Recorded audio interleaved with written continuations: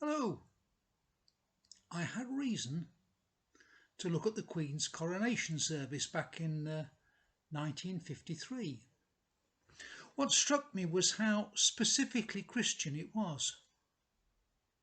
I wonder whether we'll get the same when Charles is crowned.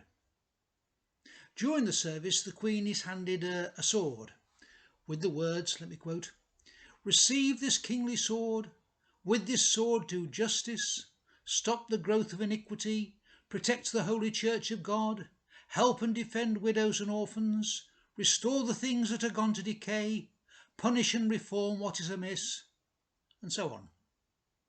Now, with the whole Commonwealth to run, she's going to be a very busy girl doing all this. I think we need to understand the traditional idea of monarchy in our own history and indeed in the history of the world as a whole to comprehend what this actually means. The monarch isn't meant to run round doing it all.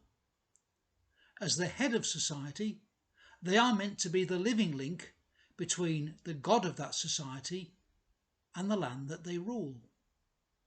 A channel of blessing from God to their subjects, a duty the Queen takes very seriously. This is very different from our view of rulership, where we expect our political rulers to concentrate on things practical in accordance with the electorate's wishes. Throughout history, monarchy has been seen as the coronation service sees it, with one exception.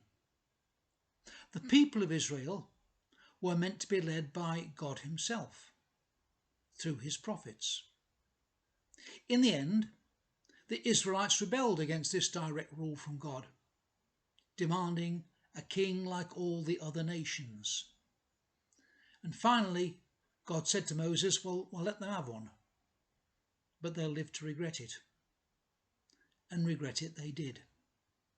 Look at the record of the kings of Israel and Judah, and most of them score nul point. The founding fathers of the USA, having escaped the rule of the King of Israel and the confines of the Church of England, wanted to return to the ideal of rule by God. One nation under God, as their founding documents state. Having no established church to provide a cement for their national religious life, the USA spawned the Jehovah's Witnesses and the Mormons, over 200 mainline Christian denominations, and a whole host of other religious groups. Maybe because of this diversity, America has become the strongest Christian presence in the world. For this reason, despite its indifferent record on racism and its predilection to shoot one another, God has blessed America with great prosperity and the military might that prosperity can afford. It was primarily through this might that the world was spared communism, though not without a struggle. The Berlin airlift, the Korean War, the Vietnam War, and so on.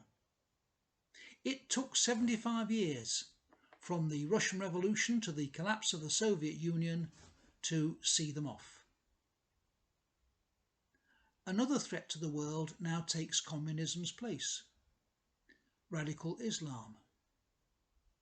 It could take 75 years to see radical Islam off, but Mr. Biden has decided that 20 years is quite enough, and we now see our ignominious retreat from Afghanistan. Is Tony Blair right when he says this? With revolutionary communism, we recognised it as a threat of a strategic nature, which required us to confront it both ideologically and with security measures. Throughout that time, we would never have dreamt of saying, well, we've been at this a long time, we should just give up. I think Tony Blair's right. I think we've reached the point where the Western Alliance so lacks backbone that it could progress from strategic retreat to spineless capitulation? Is this because it no longer has as a whole a life with and protection from the God in whose name our Queen was crowned nearly 70 years ago, and replaced it with a pale, powerless agnosticism? Goodbye.